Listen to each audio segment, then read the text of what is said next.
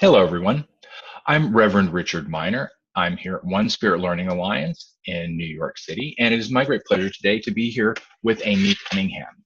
Amy is a licensed funeral director in the state of New York, and she's a journalist. She is going to be teaching a very, very interesting class here that's going to be 4 Wednesdays. It's going to start on January 17th, and the classes will run from 7 to 9 p.m. in the evening. The class is called Funeral Planning as a Spiritual Practice, and it really looks at funerals in a very, very interesting way. Amy, thank you for joining me. Can you tell our viewers a little bit about the class, who would want to take it, and what the class is about? Hi, Richard. Yes, I'm excited that we're going to be spending 4 weeks studying the funeral, the history of the funeral, and how to plan a reasonably priced, eco-friendly funeral for anyone in our family who's elderly and apt to die in the coming years. We'll plan funerals for ourselves, make playlists, and talk about music and things we love that would be meaningful at our own end-of-life services. This is a way to warm up and open our hearts to what is, in fact, inevitable, that we're all going to die, and that if we confront death, contemplate it in advance, and plan for it, we can live more consciously and courageously. So I call it funeral planning as spiritual practice because anytime you think of a funeral, especially one for yourself, it's something that you'll return to.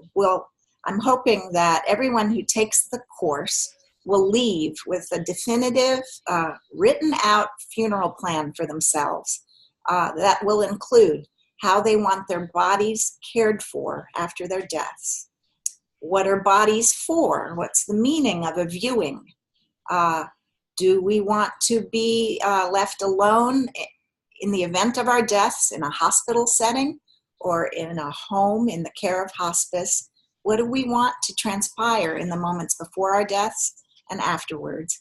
And then how do we want an end-of-life ritual to roll out and sort of represent our own deepest held values, and how we want our funeral to make our final statement. We'll even talk about what we want to wear, if that's important. We'll talk about burial shrouds. We'll talk about caskets.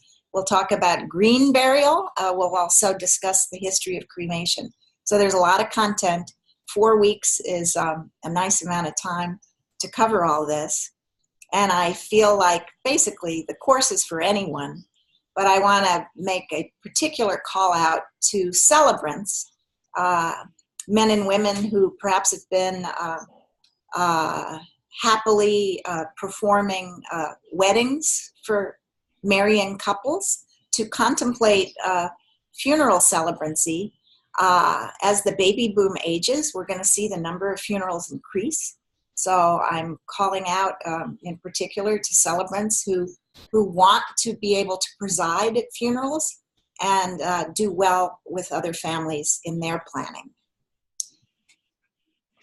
Amy, this sounds like this is going to be a really, really extraordinarily deep dive into all aspects of planning a funeral, not only as your own, but if you are working to help facilitate funeral arrangements for anyone else. And this would be really, really a good course for anyone planning to go into ministry at this point. And I heard you say that you're also going to be looking at eco-friendly funeral planning, which I think is a very, very hot subject right now. And I know a lot of our people are very, very interested in that. If any of our viewers have any questions about you, or they'd like to learn a little bit more about you, is there somewhere they can go on the internet to learn a little bit more?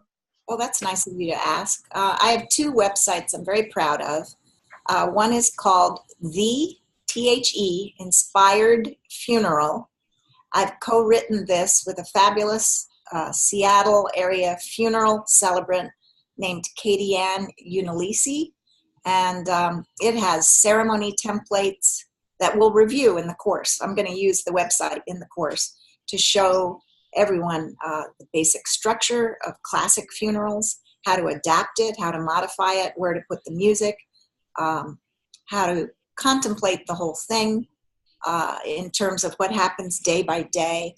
It also has beautiful readings that are appropriate for families that may be mixed faith, that may have a lot going on.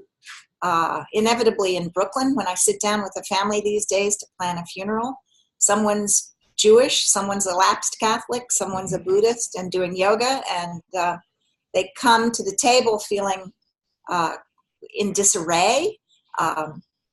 One time I had an interesting case where mom was not religious at all, but had fallen in love with a Mormon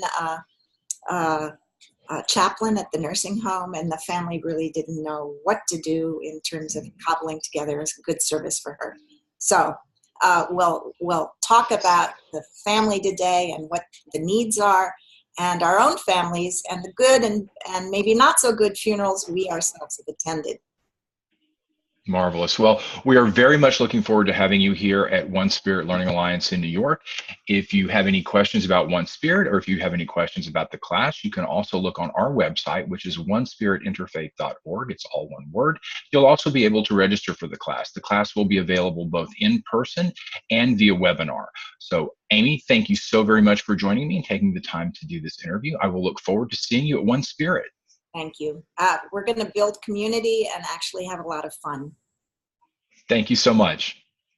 Thank you.